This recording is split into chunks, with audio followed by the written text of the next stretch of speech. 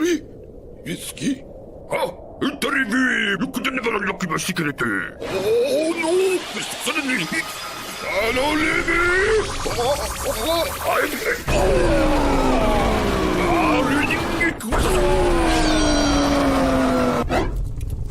Let's begin. Indeed.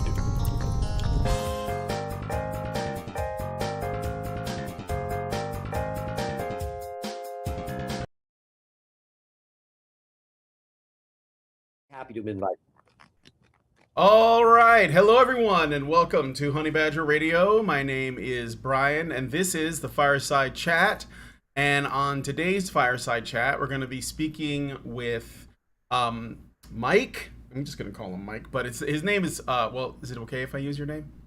Mike. Sure. Mike Davis, who essentially has a lot to say regarding things like parental alienation and the divorce system, I guess you could say. Is that an accurate way to describe it? And God knows what else you've been through? All three of those. Yes. Yeah. Absolutely. Okay. So, so let's firstly, welcome to the show. Thanks for taking the time to come on. I guess the first thing I want to know is what's the story? Like what was your life before it is now? Well, I will say that before this, I was walking around with my eyes closed in a lot of ways. So, like I told you, I met you through the, where I found out about you guys through the Red Pill movie, right? Mm-hmm. And I thought it was very interesting, but it became just a way more personal as time went on, because I started to understand that even though I get all these messages that, if you haven't noticed, I'm a little white, right? So and I keep getting these messages that because of that, and I mean this, I mean, it was intellectual, but it became much more real. And I'm sure anybody else that, that's going through any of this gets that. I really am not allowed to have feelings. I'm not allowed to express any emotion or upset over my child being taken from me. And I'll go in a little more detail with this, but currently right now I'm facing possible jail for contempt because I got a court order in March, and I'm not making this up, and that's why I want to make this clear. I'm very big on evidence, so if there's anybody that wanted a little more detail, I'm happy to do that because it seems almost unbelievable. But my ex-wife makes about twice, 3 times what I make, and the court ordered that I owe her child support. And we're on a 50-50 schedule, which was very difficult to get to because I was starting way behind the 8 ball on this one. I started from having virtually no contact with my child. I will say the word, and I think it fits here, it was pretty much extortion from my wife's attorneys. And my attorney at the time, who meant well, right? He really meant well. But he said, look, this is what the system does, and you better agree to this right now or you won't see your child at all.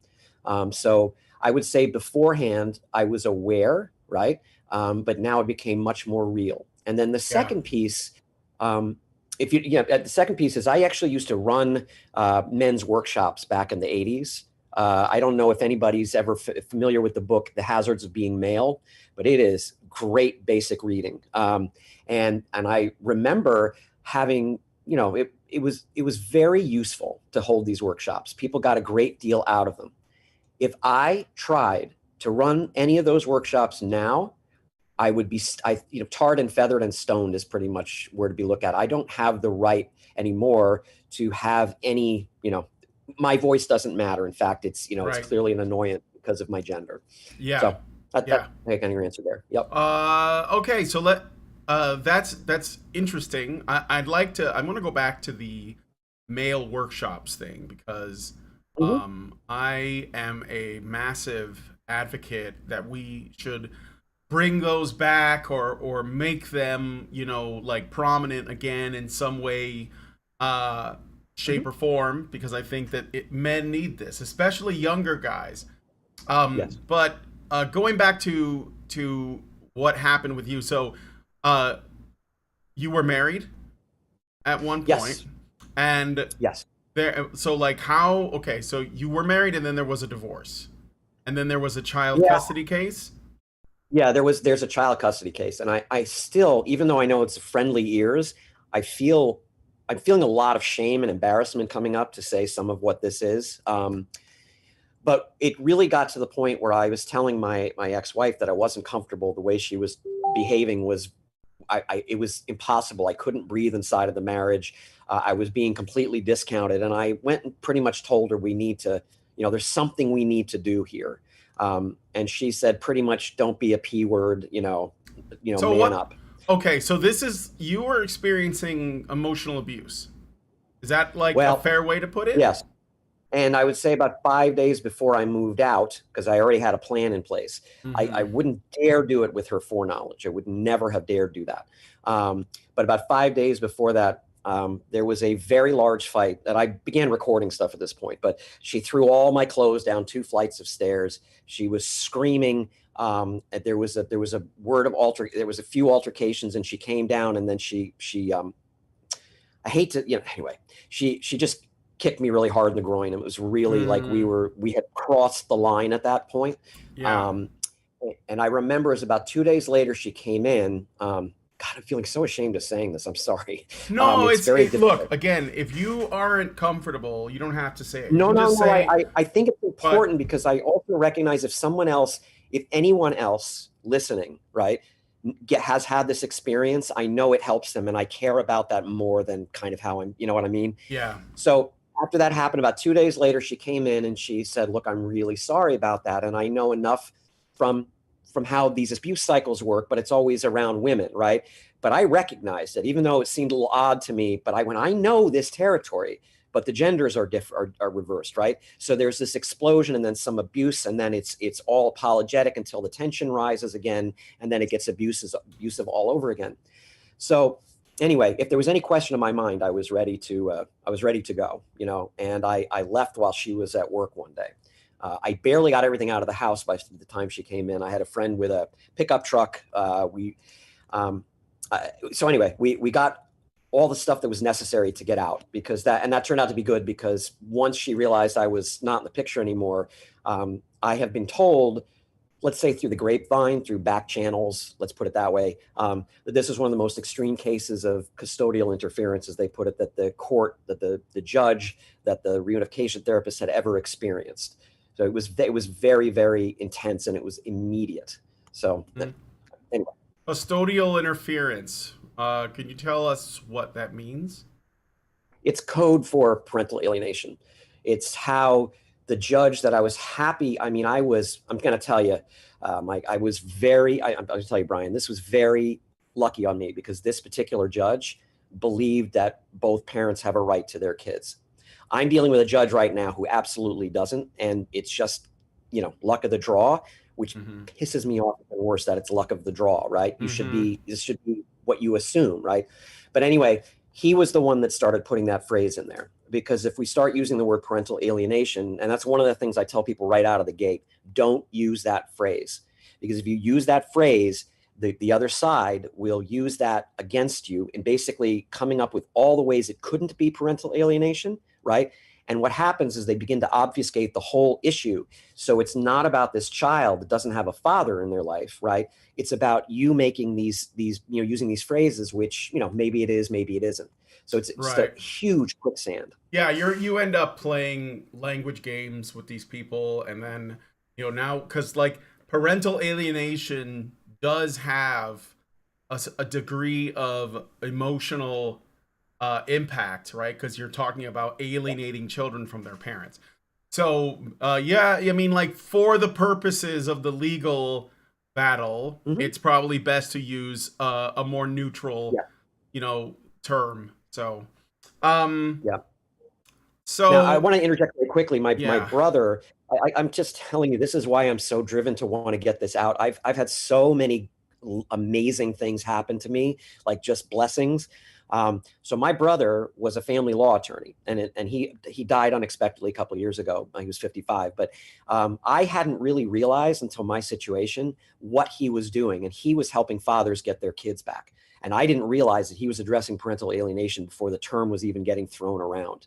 And he was able to help me wind through the system in a way that I could say things in a proper manner, which is why on my website and my Facebook group stuff, I have lots and lots of tools for that. I just want to interject that piece that there are a lot of games you have to play right now to get anywhere in the system. And you can hate the games. I hate the games, but some of it right now, it's a matter of, I got my child back in my life, and that's pretty much what the biggest thing has been. But it's still a crap deal in the long run for her, but it's better than it could have been. So it's from really crappy to crappy.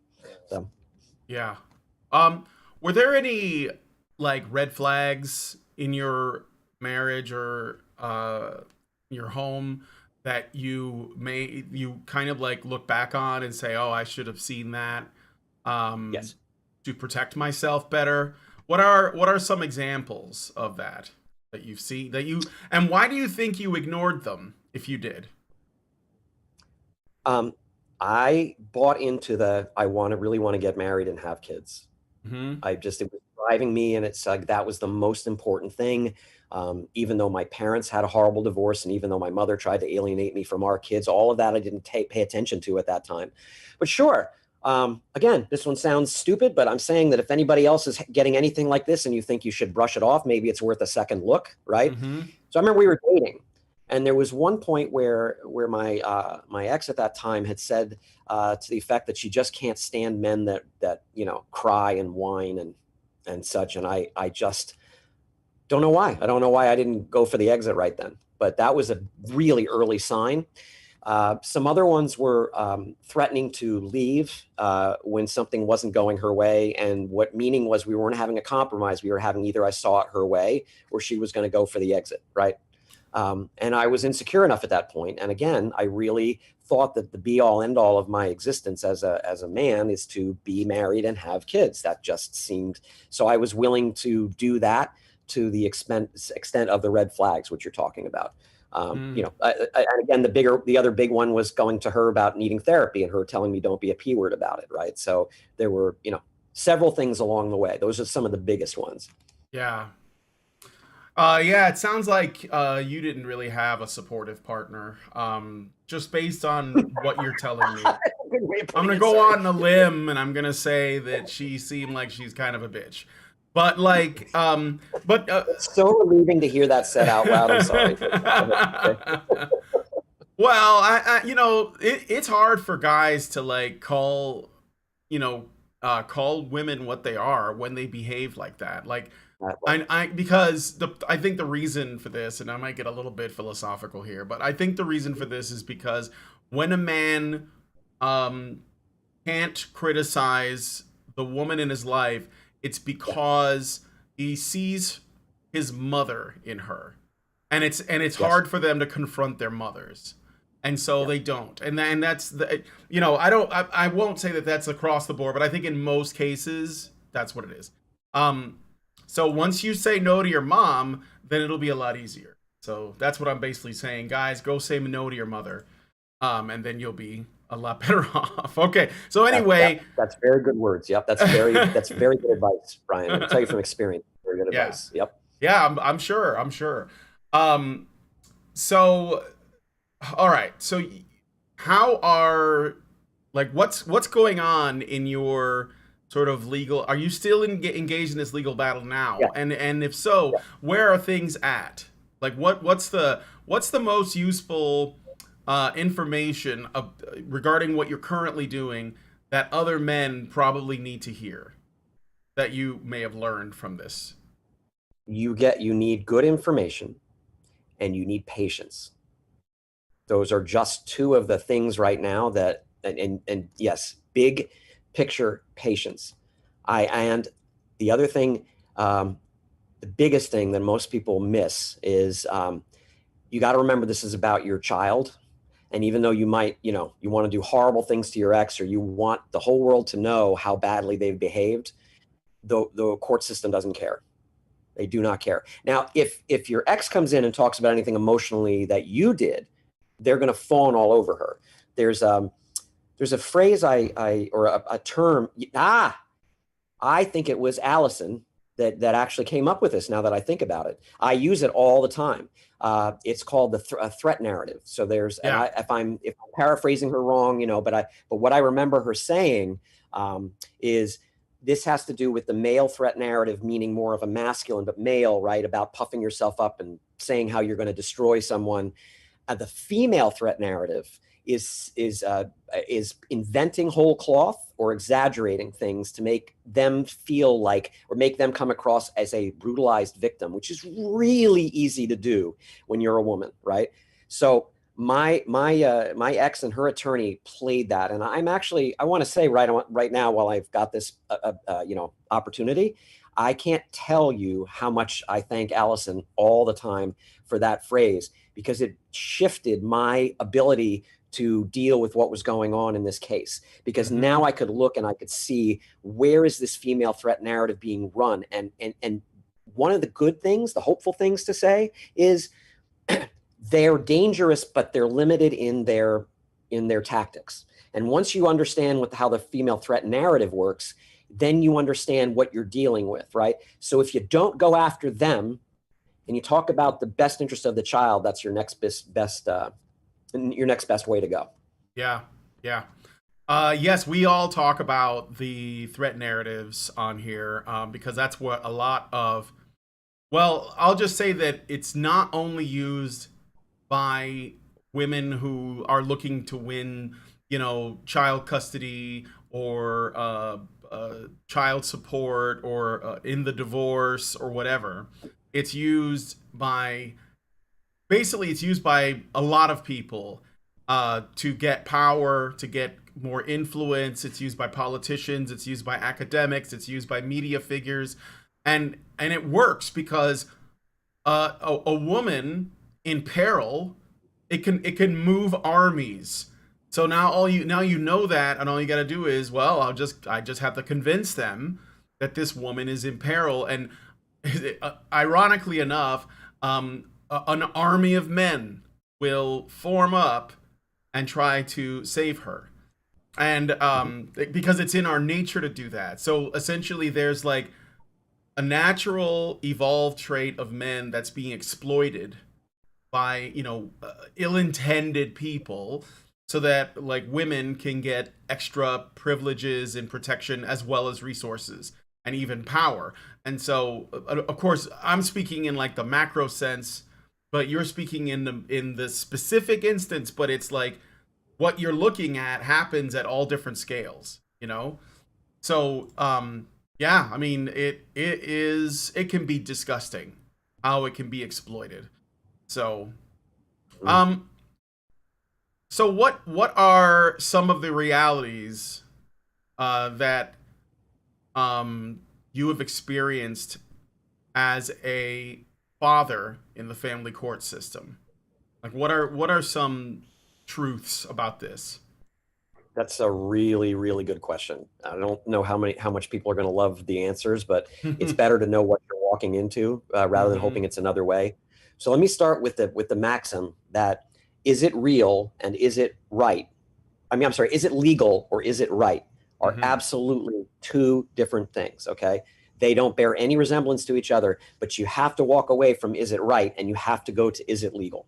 And I'm going to go into that a little bit more, because there's another father I've been working with, and the two of us have made some astonishing strides in the last couple of years with the stuff that we've been doing. But that's because we recognize, is it legal versus is it right? So one of the realities, the biggest realities is you need a support system. You absolutely have to have a support system. If you think you're going to go this alone, you will get demolished. There is zero chance of any father getting through this without having other like-minded people that are helping them through this. The other reality is that that's the place where you have to vent. You have to get your ideas out. You have to, right? That's the place for validation. It's home base. It's home base. Yes, sir. Yeah. And yep. But when you're in a courtroom, none of that matters. If you show any real emotion, you will get labeled as an abuser and you will get discounted instantly. Now, like I said, I was lucky to have a judge that did that, but some judges are so biased by the time you walk into the room, you don't even have to open your mouth. You have to dig yourself out of already being perceived that way before you even open your mouth, right? So the some of it, as I'm going to go with the overview, but please, I would tell people to go to my website to get more information on this, right? But you have to find the most effective approaches. And when you've taken on the reality that it's about what's legal, right? You start to phrase yourself in a very different way. And you have to look at it as how the court sees it. And you have to remember that even though all of this stuff is happening, these judges, these court officials have 100 cases, 200 cases, however many come in a month. And you have to quickly get across to them what's going on in a very short amount of time. Now, I have figured out ways to do that, which is very helpful, right? But that's one of the first reality is that you need to figure out how to communicate what you're communicating quickly and clearly so that someone that's got 100 other things on their plate, right, can parse it out. Because unfortunately, you probably know this too as well, is when humans were, as we've grown from our lizard brains to where we are now, we banded together. And if someone came running through the bushes back in the Stone Age, right, yelling saber-toothed tiger, our brains believed it. We didn't do any rational thinking through if there really was a saber-toothed tiger. It just got everybody's adrenaline pumping and got them running, and is the same exact thing that's being pulled in a courtroom. Yeah. So knowing that, you got to, when someone's yelling saber-tooth, you need to calmly redirect their attention. If you yell that no, there's not, that people will react to the yelling before anything else. The most effective, so that goes into the most effective ways to present what you need to present. And among them, and this is a very, it might seem very simple, but it's something I recognize most people don't think about. If you know what a timeline is, it's this thing you can put on like a piece of paper or something where you can look at everything at once, right? And you start to put in events, right? So in my case, I had something called a custody reversal, which was the first one that was ever done in the court system in Wake County. What that means is that it switched from my ex having my daughter like 95% of the time to me having my daughter 95% of the time until we had a permanent custody trial.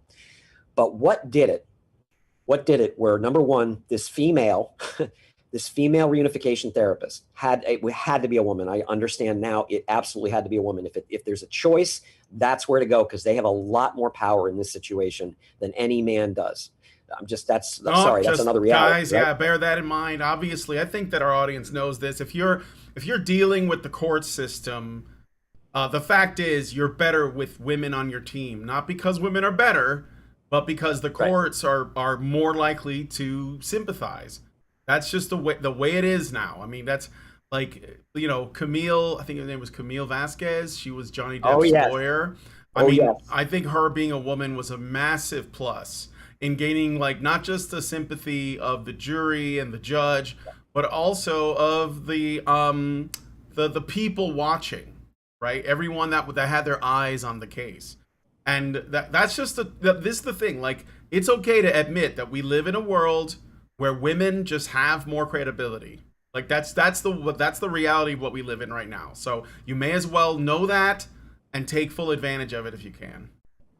Yes. And so the second thing I did was I had a timeline, and what I showed on the timeline in one thing. Now, it really was good for effect, but it was like 11 by 17 piece of paper because so much happened. You couldn't read it if it was any smaller. But basically I presented this to the court, and I presented it, of course, to the other side and this therapist. Now, she was on the stand, and what I was able to show was that there were 11 or 13, I have a redacted copy of it on the website, but there were 11 or 13 points where every single time there was going to be a hearing, every single time there was an investigation, like a custody stuff that you do with a therapist. If anybody's been through this, there's always like a custody evaluator. There's forensic therapy, which is dangerous in and of itself. But all of these things, right? Every time one of those things got started, one of two things happened, and it happened 11 or 13 times.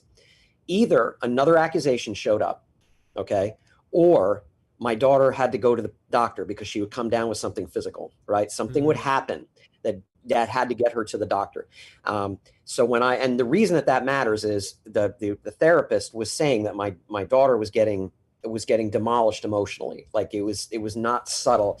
And she was starting to decompensate. She was starting to have suicidal ideation. Can you imagine a 7-year-old child? You get a phone call from a therapist saying your 7-year-old has admitted to me they want to kill themselves. I mean, that's the kind of thing that just breaks your heart in a million pieces. But this person, I did this deliberately. I had the timeline, but then I also showed her on the stand, and I gave her a stack of papers, and basically she has all the credibility at that point. I go, is this accurate? Yeah. And she looked at it, over it. She said, yes, this is accurate. And both of us are convinced that was probably one of the things that pushed it over the edge, because then we could see a pattern that was going on that the court, right? Even the court has to do, because these guys were appealing decisions, right? There's no way around this, right? So that was one of the most impactful things I would tell anybody and everybody. It may not be fun, but you have to get everything out where somebody who's pressed for time can see what's going on. Now, the other thing is, the realities of this is how you present the information. Like, the timeline is very good, but it also has to be done within what the court cares about. Now, again, the court doesn't care about you, especially if you're a father. I'm sorry to say that, but it's really true. What they care about is the best interest of the child. So that becomes your mantra. It's all about the best interest of the child. You have to say that this is harming the child. You have to show this is harming the child. All of these things have to be repeated over and over and over again, because you may need them in court documents later or whatnot, but that becomes the thing. You're now doing what they're doing. You're repeating a very simple message, right? Their message is very simple. He's dangerous, right? You need to keep the kid away from him, right? Ours has to come back and go, not having two parents is dangerous for the kid.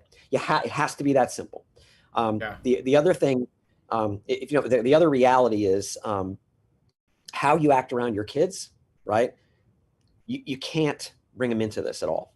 It doesn't. If you are dying inside, you need to go to your home base, as you put it, right? You cannot have this around the kids, right?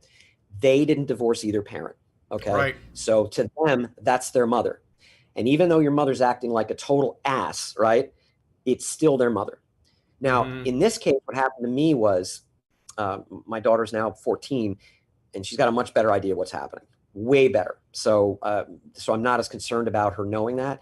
Now she's starting to tell me things that are going on with her mother, because she knows that I'm not going to bash her mother, but they're very difficult for her to live with, right? Which is why she wanted me out of her life, because this impinges on my ex-wife's control of her, right? So one of the things, and it's a quick tip, but there's actually something as simple as, and you don't make a joke out of everything, but sometimes remember that there are dominant emotions, right? So a dominant emotion is anger, right? Another very dominant power-taking emotion is humor, is laughter. So, you've got mom says, you're hoarding all this money, and you have all this money that you're not giving. And then so you're like, oh my gosh, what's she doing here, right? And if to the degree you can show them something from your bank or something, right? But the point is, it's like, oh my God, that's so ridiculous. Look at this, and then you go on having something fun that they want to do, because they don't want to drag this crap in the house. And the quicker you can give them an out, they start to relate to associate being with you as it's going to be okay. Right. And so it makes you safe for them. You start to undermine the messages that they're getting. OK. Yeah. If you want, there's one other thing, because this is something that's a little bit more, and this again there's more to this, but there are ways that most people don't know that you can fight back against very, very prejudicial rulings inside of a trial court. That is really important. And there's a friend of mine, Stetson Webster, who lives about an hour from me. Now, I will tell you quickly how I met him. Was people write to me on my website, and unfortunately, a lot of people, angry men, right? But also people that feel utterly defeated, and they want me to do something for them, but I can't do for them what they have to do for themselves, right? So any platform I can get right now to get this message out to more men, to understand that it's okay to feel the way you're feeling, but you have to be very, very careful of how you're presenting that, because of what can happen to you down the line, right? And you get so used to having your power taken away, right? Yeah. That you don't know how much you actually have. And what I mean is that For example, the child support hearing that I had in March of this year, the one where I told you where I was suddenly deemed to owe child support, right? This judge did exactly what I said. That they saw I was a guy, right? And he decided I was a guy that had money, that was trying to hide money, that wasn't trying to pay his ex-wife, right? So what he did was, I am self-employed, right, which is a problem anyway, but for showing finances, right? So I run a store, and the store has inventory, right?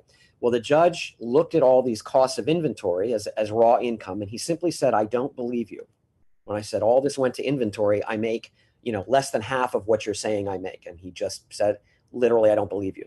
Mm-hmm. So what he did was, he invented an income that was so high, right? And then the second piece is, because if I hadn't known this, he would have gotten away with it. The second piece is, where I am in North Carolina, there's a statute that says if custody goes from one parent to another, right, that parent cannot owe back child support. So the moment the court reversed custody, I cannot owe back child support. And on top of that, you have to take into consideration why the child was with her mother all the time. There's all this substantiated custodial interference, as we'll put it, right? Parental alienation going on. That's why she had her to begin with, right? But all of this didn't matter to him, and he said that you owe this child support. I just went through it's called a hearing for reconsideration, right? It's a Rule 59, and that's in all states. Like, if you don't like the order that you got, it's really bad, you can file one of these things, a 59 or a 60, right? Depending on how long it's been. You can get some, again, if people want to contact me and ask me questions about this, I'm more than happy to give that to them. But there are people you can contact that can give you some very good information as to how to, set these things up, right? Yeah. So anyway, you want it, there are places you can get your power back, but you get brainwashed into thinking that you don't. And that's part of the setup. Yes, there's a lot of gaslighting. No, you're right. There's a lot of gaslighting about this stuff that essentially tells men that it's pointless, right? That they have no other options, and that they should just give up, or better yet, admit that they are, whatever their ex-wife is claiming they are. And I think that it's tough, but I think a lot of men do.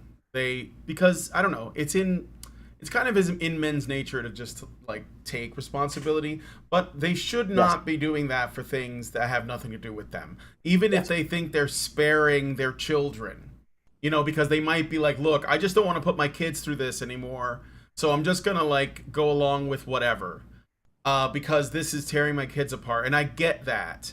But I think that especially if you know that your ex-wife is going to be worse for your kids than you, then, you should be instead pounding away at, what is best for the children or the child or whatever.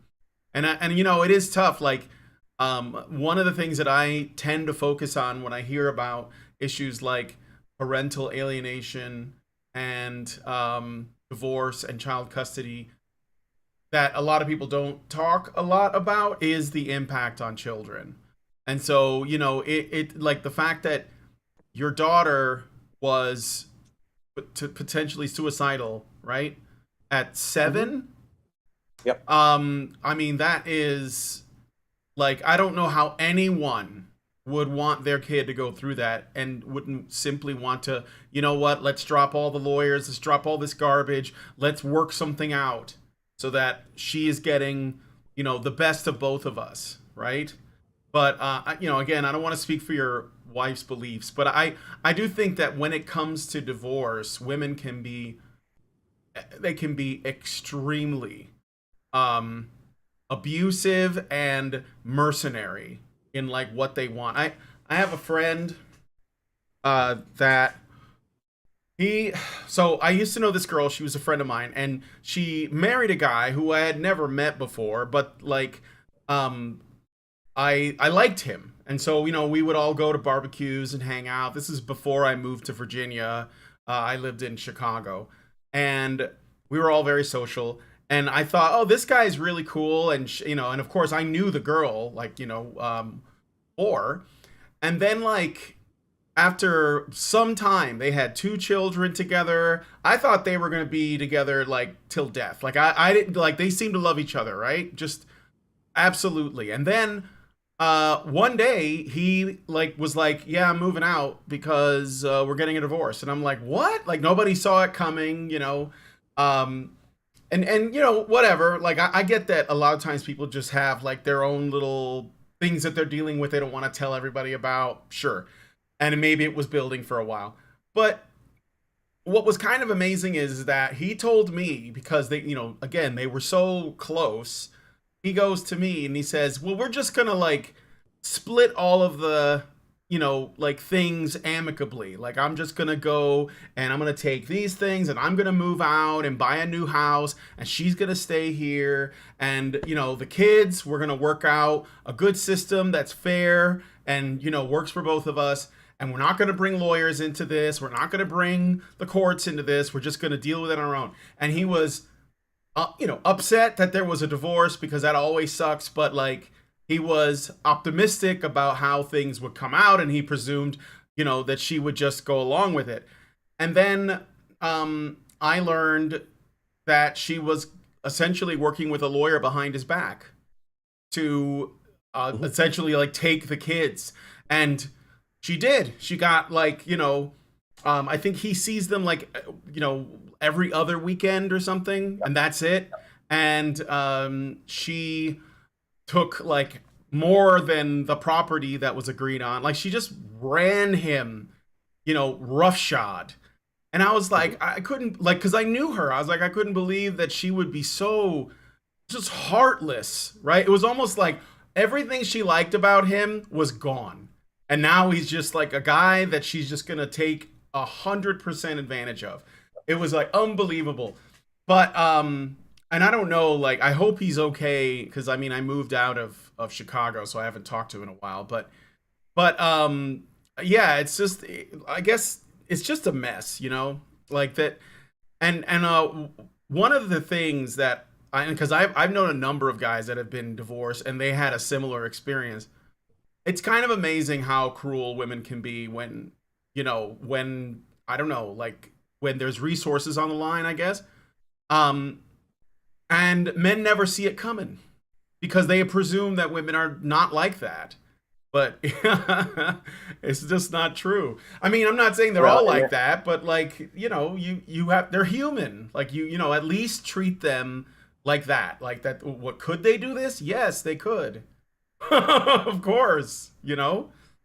What were you going to say? It's very, no, it's poignant what you're talking about, because I know that the guy's mindset.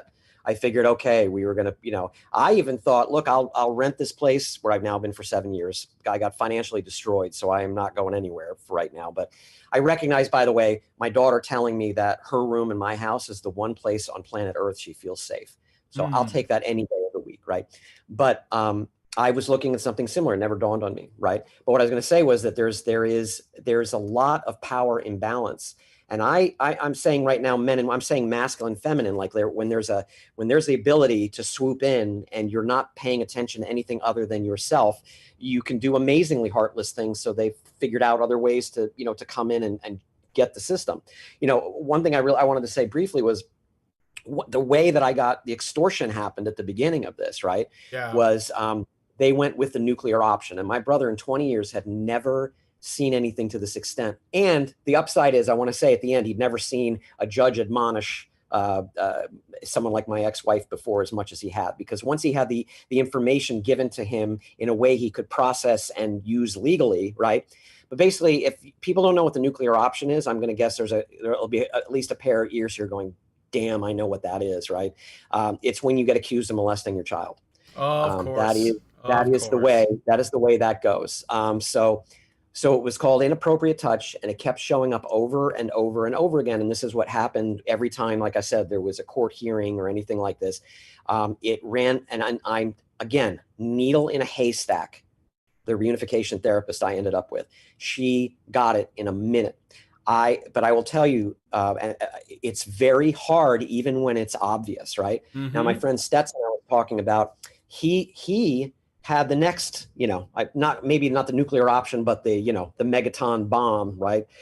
He was accused of assaulting his wife. And even though the police report showed her saying, when they asked her, "Did you assault me?" Right? She said no, right? Got it? Does this seem about as clear to you as this could be? It's like I said, we talk all the time because we have different focuses and we're both being able to help each other move forward in our processes. It took him years to be able to get it. And he's put it in front of the appeals court because the trial court won't listen to him, right? To say, my ex said she was not assaulted. But all the lawyer has to do is inside of his ramblings, right? The one that's representing her, he just has to keep going and say the word, and then there was a DVPO, right? So, I don't know if that's a universal term. The domestic violence protection order might be order of protection, right? A person can go into court, right, and they can say he can say, "I'm afraid he's going to assault me," and without a trial, then that's it. And the longest period of time I didn't see my daughter was for about 2 months. Because my daughter had been getting pressured by her side of the family to say that something had happened, right? So I didn't see her, right, for months and months and months, and her family was pressuring her to make these statements, right? So that's all that had to happen. CPS came in, the CPS worker was looking at me, and you could see the way she was looking at me, that she just assumed it was all true, right? Right. I started crying. I'm sorry that I did it, right? But then she said he got, aggressive and like this is what was in the report, right? Wait, There's wait, no way out. So you started crying, and they said that you were getting aggressive, like from weeping because of what you've been accused of. The thing I did was my eyes were so, I was just crying so hard. I'm sure. I took my glasses off and I threw them. I tossed them about a foot away from me onto the chair. Table right? or chair. Yeah. That was the aggression, and that got into the report that I threw something. So oh my God. This is why I'm so really hell bent on getting this information out to as many people as I can. Understand this is what you're dealing with, right? So so my friend Stetson had this to deal with, and I had to unwind this. Now I'm not kidding you when I tell you there were 6 therapists, 1, 2, 3, 4, 5, 6, and the local police department all came back and said there's absolutely nothing in the child's behavior, and there's nothing in anything that I'm seeing, right, that says that this is true. And guess what? That's the best I'll ever get. Yeah. I will never be exonerated, because the best you can do, the best you can do is you can't disprove a negative. So the best you can say is they can't prove that something happened. That's how it goes on the record for the rest of my life. Yeah, and it will always be, because of the wording, something that someone could argue, right, could have happened. It's like in a lot of these cases, like in college campuses, young men in college campuses get accused of sexual assault or some other sexual harassment thing, and even if there is no evidence of it, they're not, essentially it's not put down as this woman lied about this man. It basically goes down as we couldn't prove it, and that's it. Yep. And so that means you might think it, but yeah, I don't know, it's a mess. I'm really sorry you went through that. Yeah, I'm me too. And if anything good comes out of it, right? I've heard, there's 2 ways that you can see how people are in their hearts by when they go through horrible times. Some of them go, I'm going to make you miserable because you're making me miserable, right? Other ones, like you guys, right? I'm sure you all have stories, but you're going, damn, if I'm going to let this happen to anybody else. And that's what the difference is with this, right? Yeah.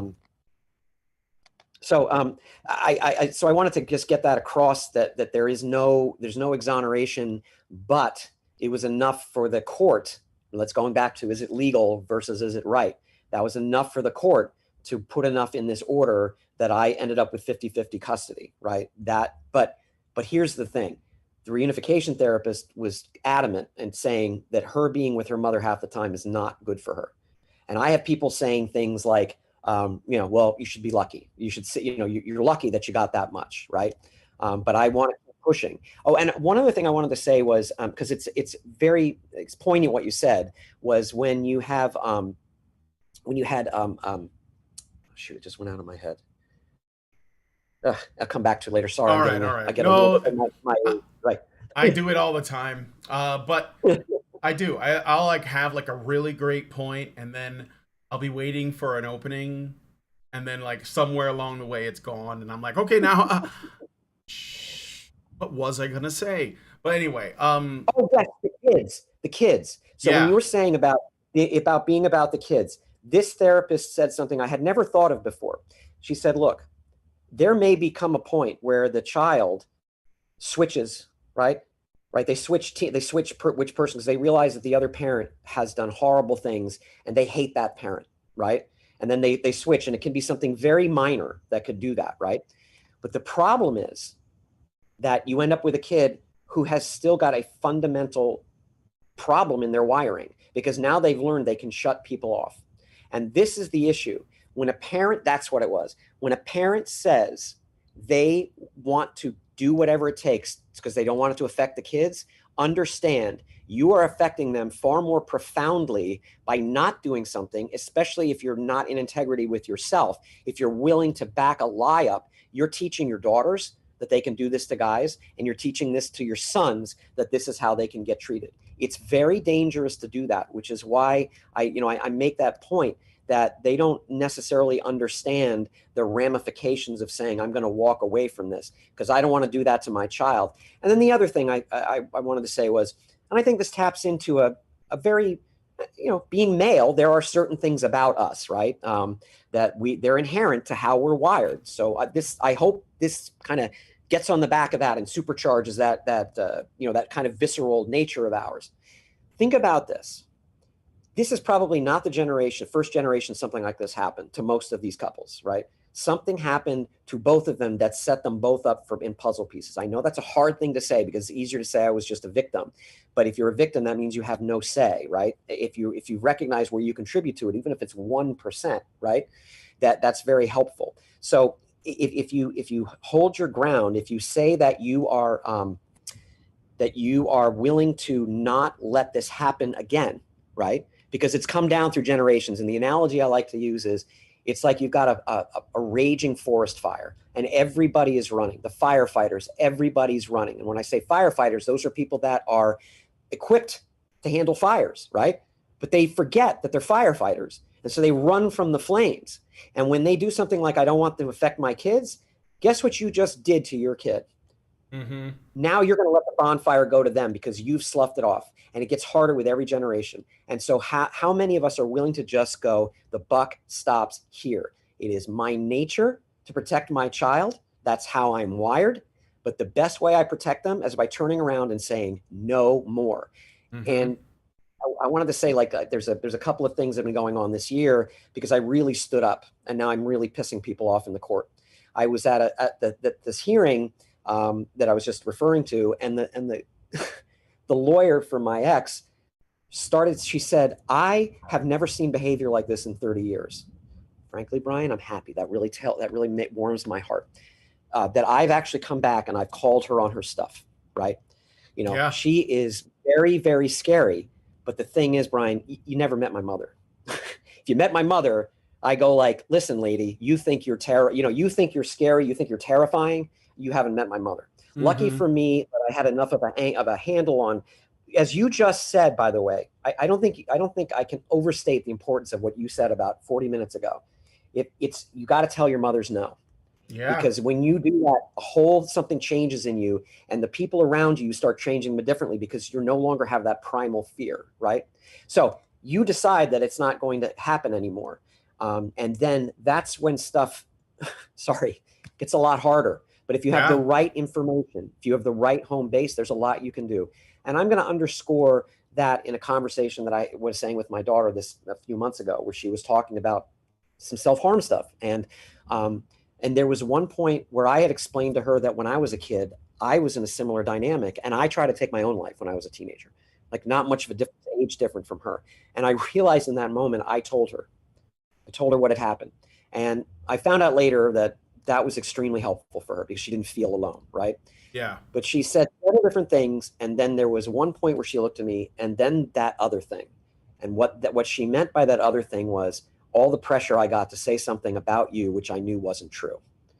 And I said to her immediately, you don't have to say a thing to me ever. Mm-hmm. This is it. We are good no matter what happens, right? If it would be helpful, right? But I just kind of want to give a little bit of a, there's some light at the end of the tunnel with some of these things potentially, to standing up and saying no more, because I think she sees her father acting like a man, like these are the things about like how this is all that, quote unquote toxic masculinity, like, right? Any female or any male assertiveness is now toxic, which is annoying, right? To say the least. But this is a good use of that energy to just go, I'm done. Because I don't want my child to learn that that's the kind of man she's supposed to marry. Yeah. So, anyway. No, I appreciate all of that. And yeah, I mean, toxic masculinity is just a way to control males again, because if women tell men that you're toxically masculine and that makes you dangerous or whatever, what men are going to do is they're going to say, well, what do I have to do so that I'm not perceived that way? Yeah. Which basically means they're just using this to make men serve them, which men are always prepared to do at any given time. So it's like weaponizing our own nature against us while claiming that we don't have that nature, right? Which is to, protect and provide, in particular for women. So I do want to talk a little bit more about your daughter, because I don't want to get too heavy into conspiracy territory, but I think that what we're experiencing with the divorce courts and the child custody thing and the single motherhood phenomenon, that's sort of very, very common, right? I think it's at least half, if you just look at the total population, at least half of kids are growing up without a father. Divorce rates are really high, and children are feeling alienated from their parents, usually their fathers, right? Most of the time. And you were just talking about, essentially the crucial things that a father brings to their children, right? It would be easy to argue that mothers, they bring something to raising children that we all accept, and we all just kind of water will quench your thirst, or it can drown you. It's too out of balance. Yeah, and fathers are what we're lacking right now. So, and I only say this because every time I bring this up, somebody says, there's always somebody going, well, mothers are important too. And I was like, yeah, but we have mothers. I'm not talking about what we have. I'm talking about what we don't have. And that's a mentality. We say it's either or. What you're talking about is both. I get that from all of what Honey Badger Radio says. Everybody needs to be empowered for who they are. There's not a one way that's supposed to be better than the other, right? Yeah, so anyway, the people get so they get really anxious when you exclude women from something, when you're basically trying to say something positive about men. Every time they're like, well, wait, women are important too. It's we know that. This is all we talk about. We won't shut up about women. I'm trying to talk about the other side that we probably need to pay attention to.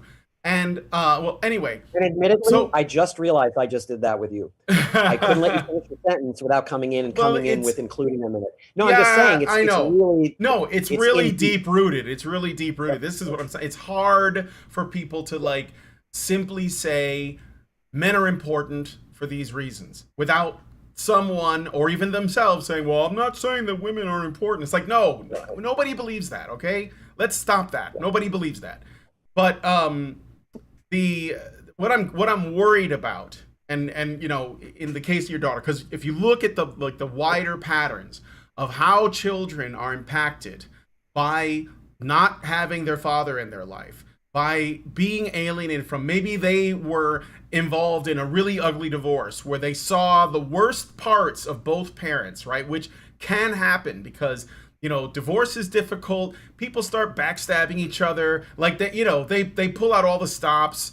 And even though there may be good intentions, look, I think that I'm the best person to raise my child, the child will, they'll move away from them. They'll basically like grow in distance. And what I think that does is it actually makes the child vulnerable to exploitation from other groups that have nothing to do with the marriage, right? So, they get convinced by their teachers in school that the problem in their in their divorce is the men, and that and they'll believe it because they're looking for easy answers to complex questions. Maybe they don't feel like they can go to their parents, and so they go to these other authority figures. The other authority figures sweep in and they say, "Well, I have the answer to your problem," and they fill their heads with lies. And this is what I think happens in, and I'm going to get a little bit political, I guess. This is the kind of stuff that I think happens when you have these kind of extremist activist groups that are, running around trying to save the planet, trying to defeat the Nazis, whatever it is they think they're doing. And I think a lot of it is the fact that they, their home life is a mess. Their parents aren't getting along, or maybe they don't even know who their dad is. That's most likely the case. And they're angry at the world for being like ignored or left out. And, I guess what I'm saying is I hope that nothing like that happens to her, because there's definitely going to be pressure. And I would say that you're right about that. And really, I kind of have an epiphany about what I like, just kind of what I get a sense of what Honey Badger Radio is like, what all of this is about as I'm talking to you. And it's about, if people aren't rooted in who they are, like who they are, all of what that means to be a woman, to be a man, right? Then they become really vulnerable to outside influences manipulating them. And that it's almost, I get it. It's men's, supporting men's, but the issue is right now, you can't do what you're doing to men and expect this world to function, because you can't suppress an energy. You can't suppress a gender out of existence and expect anything to work in the long run. I think what you said is, I said especially with men, because it's men that keep everything running. Now, maybe like right now, most of the men that keep everything running are too old or too busy to pay attention to any of this like stuff happening in our culture with the way we treat men. But eventually those guys are going to be retired, and the millennials, the men who have been fed all of this, are going to be looking to, be a part of that as well. And so how are they going to do that if their identity is all but completely destroyed? Right? Yes. Yeah, I agree with you. I grew up very liberal. Mm-hmm. And I wanted to circle back really quickly, because you said, something at the beginning was, I told you I ran workshops for men. And this was with a very liberal group of, it doesn't matter. My religion is UU is how I was raised. If anybody knows Unitarian Universalists. Oh, yeah. I know. Right. So I grew up steeped in that culture. But in 1984, when I was running workshops, the hazards of being male, we had a robust attendance, and there was a women's workshop, and the two of us came together at the end. And this was kind of how we worked this. Right. And it was all about the balance. But if I said any of that stuff now, right, and I do when I post things on Facebook, I will admit I've gotten a little jaded, because I get crickets now. Like I was talking about the Johnny Depp trial. Nobody wants to hear, even their supposed long-term, decades-old friend that they know inside and out.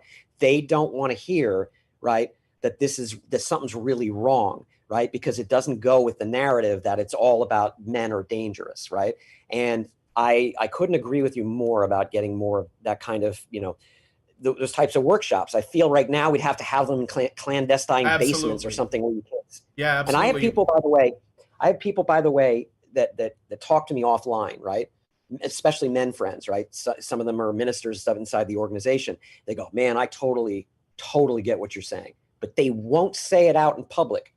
They don't want to lose their, whatever church they're at. They don't want to get, drummed out of the, out of the religion, whatever it is, because they're too scared to say. And I go, I've said more than once, isn't that a real problem for you, that you don't feel like you can say what's on your mind? Yeah, that just a problem. Orwellian. It is. But most of it comes from the self. Like most people self-censor now because Yeah.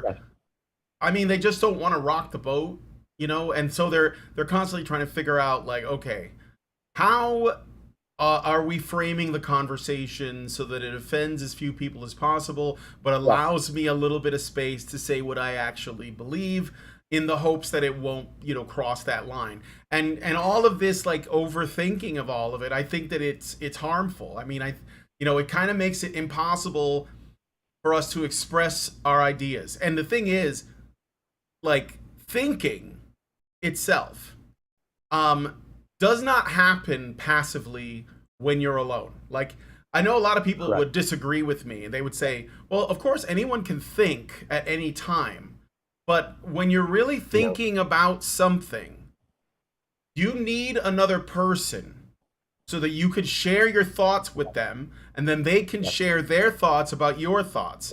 That's how you actually think, because your ideas, they'll evolve, they'll change, Yeah. you know, even if it's But in the make them tiniest. sturdier.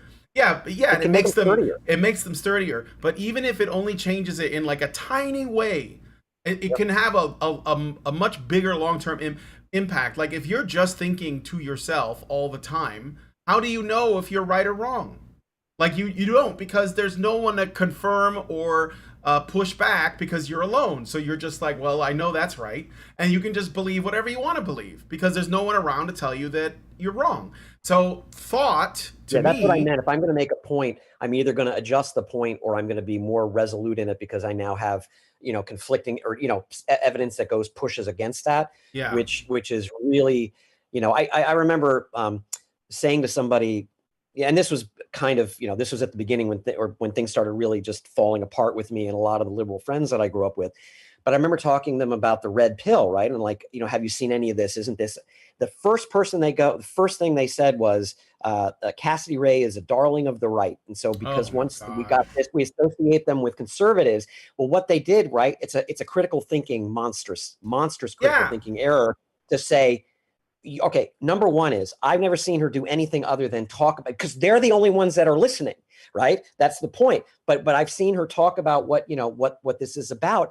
And if she tried to do it she will get, you know, discounted and thrown out of the conversation in an instant. mm-hmm. I think what you're talking about that, like with the thinking is man, that, well, You know, that's a big problem. yeah. So the thing that's funny about the Cassie J thing, other than the fact I'm that sorry, she's yeah, the thing that's funny about the Cassie J thing, other than the fact that she's definitely not on the right.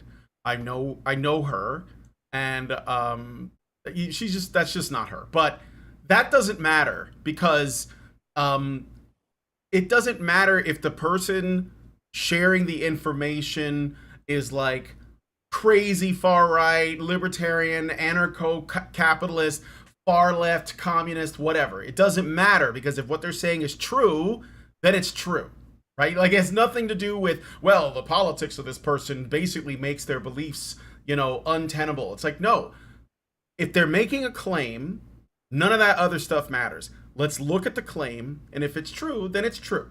And if it is, then maybe there'll yeah, be an argument about how to solve the problem. That's usually yes, when politics comes in.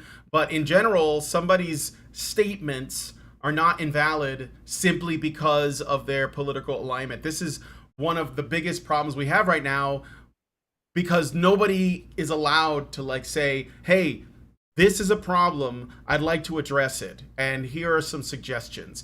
And then like other people are like, you can't bring up that problem, like men, right? You can't talk about men, that's far right stuff. And I think yeah, the only reason why they even say that's far right stuff is because it scares people away. Like yes. that's literally why they say Boogeyman. it. It's Yeah, it's the saber-toothed tiger with the cavemen. You could say far right and everybody runs away. Remember, like a yeah, visceral brain? It's yeah. exactly what it That's is. Yep. again, like you don't even, like if I hear that, I just laugh and I say, well, look, you clearly don't want me to walk out of the cave so I can see what's outside. And so you're just calling me far right, and you don't actually have an interest in not just discussing these problems, much less solving these problems, because the only thing you seem to want is to keep things as they are which is essentially living a lie, and you want everyone else to participate in it.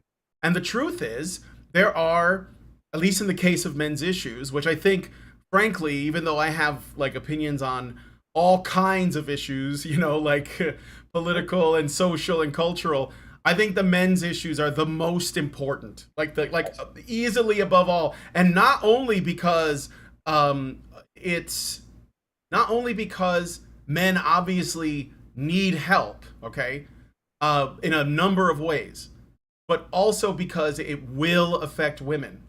And so, you know, if we ignore what's going on with men, eventually women are going to start suffering. In fact, they're suffering now because there's like, you know, a growing number of childless women that are middle-aged and they don't understand why their life sucks. And, you know, and they're lonely and they're upset and depressed, and it's just getting worse. And that's basically just the tip of the iceberg.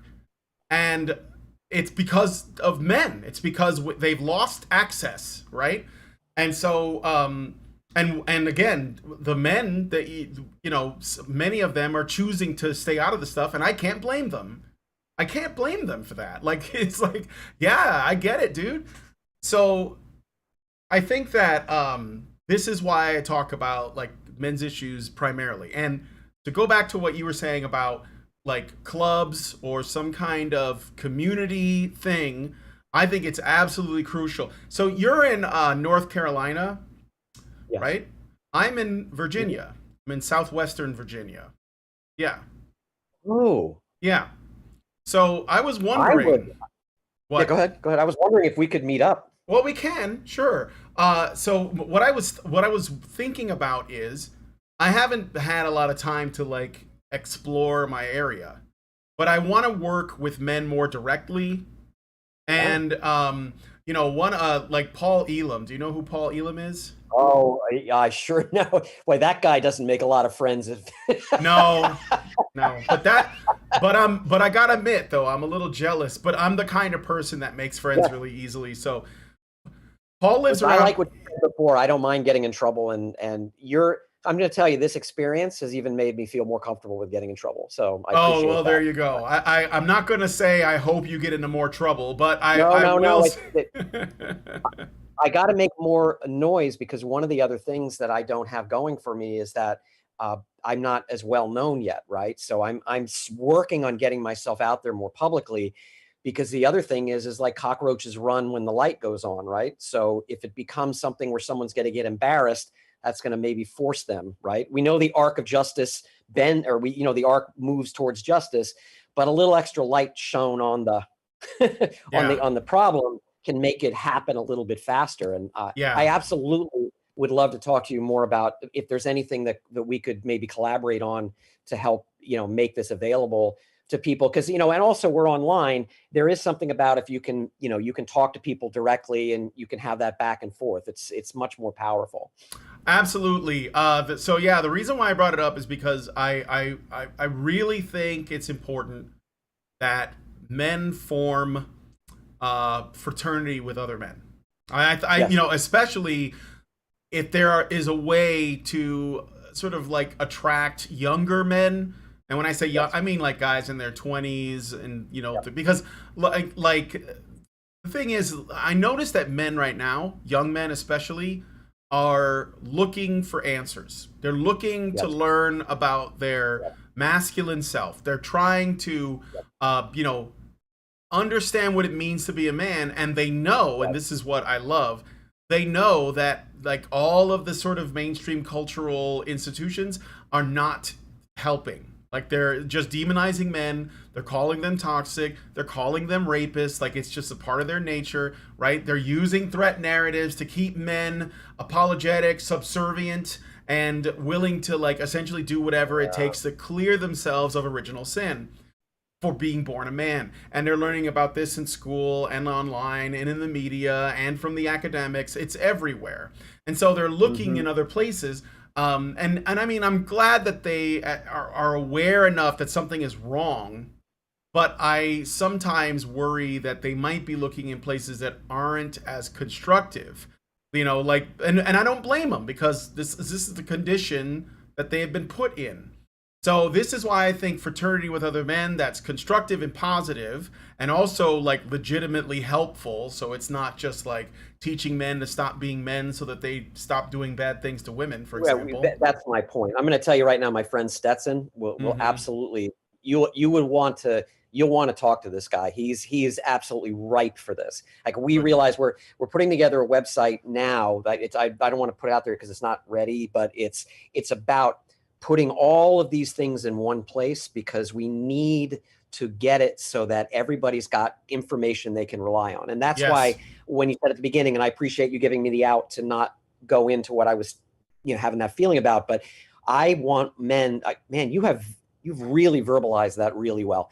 I want younger men to know that there's another alternative, and I want younger men to have access to information like the stuff that I've got here, which is real information. It's about, you Hmm. don't give up one iota of who you are, right? Hmm. And part of the issue is that when you go inside the parental alienation literature, there are people in there that are still pushing this threat narrative. So they're telling you that you have a right to your kids, but the other side of their mouth, it's still, you've got a problem being a man, and those things kind of get interwoven into the messages. So Yeah, you got to have the whole package. You got to have all of that, absolutely. because if you can't be yourself, you can't do anything constructive, because you'll always be more susceptible to outside things coming in and trying to run you.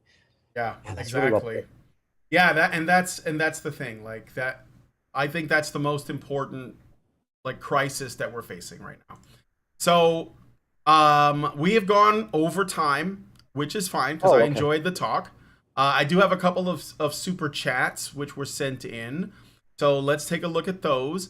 Meredith G gives us $5 and says honey for the Badgers. Thank you, Meredith. Duncan Alexander gives us 70 ZARs, which I believe is South African currency. Thank you, Duncan. And he says censoring what others say arbitrarily is a form of hostage taking. Yeah, and there's other ways to do it. Like basically, you make people feel like they can't be honest. You don't actually have to censor them because they'll do it to themselves. And this is like a major obstacle that not, men and women really have to face, because everyone wants to be liked, they want to get along, right? And to speak the truth means you're going to make enemies, like and there. So you have to like be essentially be brave, be courageous, and say the truth, no matter what they say, even if you're not entirely sure that it's true. Like I know that sounds weird, but like maybe you have like a maybe you just have an inclination or a gut feeling or some instinct that says, I think that this might be coming from this. You should be able to say that, right? You can put like whatever caveat. You could say, well, look, I don't have like hard evidence of this, but here's the reason why I believe this, and here's what I'm going to put out there. Because the only thing that can come out of that is good. The only thing, because someone will either say, yes, I agree with you, and here's my evidence, or they'll say, I disagree with you, and here's my evidence, and then you'll say, okay, then I guess I'm going to alter my position. It's as long as people are trying to be honest, then there's no issue. And then I got a super chat from Amasang, or Super Chow, for $5, and he says, so earlier YouTube recommended a movie starring comedian Ernie Kovacs, and I remembered he had to fight to reclaim custody of his children after they were kidnapped by their mother, who had been determined, quote, mentally unstable, end quote. Yeah, well, there's lots of stories like that, but like again, we have this bias it's something that we evolved with towards women. So it makes even the law difficult because we're Yes. constantly fighting our programming. So, Yes. all right. So those are all the super chats. Do you have any final thoughts you wanted to put out there, Mike, or like tell people where they can find you? I put all of the links to all of your places in the description so people can go look at them.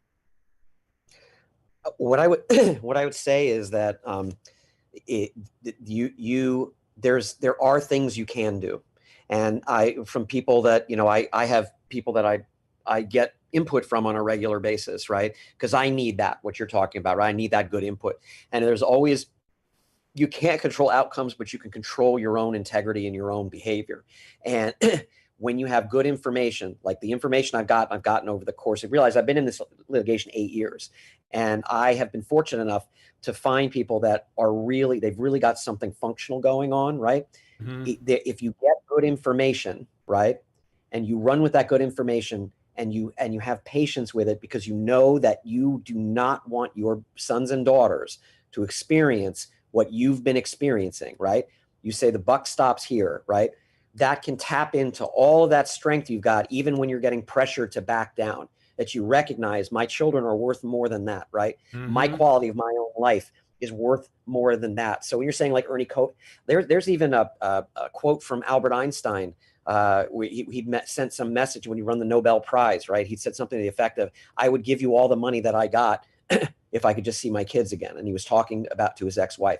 The issue is everybody wanting to not cause waves has caused this bonfire to keep going, and we can stop. We've never been more connected than we are right now, right? In the last 7-8 years, the ability to connect, like you and I, right? We would have never, ever met if this wasn't here. And now I feel like there's an ally here and some real potential for something. And as we can all come together, we start to share good information, as you've put it, right? There's a lot that can be done. Don't buy into the hype that, there's nothing that you can do. There is a lot that you can do. Yeah. All right. Yep. No truer words have been spoken in the last hour. Well, maybe in the last hour. All right, guys. So I'm going to close it out here. Thank you guys for coming on today's episode of the Fireside Chat. If you guys like this video, please hit like, subscribe if you're not already subscribed. Hit the bell for notifications so you know when our streams go live. Leave us a comment. Let us know what you guys think about what we discussed on the show. And most importantly, please share this video, because sharing is caring, but also because sharing is I think it's the best way to, get around the algorithm and get more people that would otherwise have never seen our content to possibly see it. Because, I know that our channel's being suppressed. I know that and I'm not saying that it's because we're special. I think that, they have an algorithm. It's designed to work a certain way. And any content that YouTube thinks is, I guess, content that goes against their idea about reality, their idea about what the broader narrative is going to run into struggles. It doesn't matter what we were talking about. We could be, I don't know, vaccine critical or something, and we'd be facing the same problem, because it's a bunch of categories and they all need to be suppressed. But the conversation about men is the most important conversation right now. Hands down, easily. We could be on the verge of war, and I would still say yes, but we gotta worry about men, because men are the people we're gonna need if we're gonna win a war. So as just an example. All right. Well, anyway, thank you guys so much for coming on today's show. I look forward to your comments, and I will talk to you all in the next video. Men's rights activists are machines, dude. Okay? They are literal machines. They are talking point machines. They are impossible to fucking deal with, especially if you have a couple dudes who have good memory on top of that too. Holy shit, you're fucked.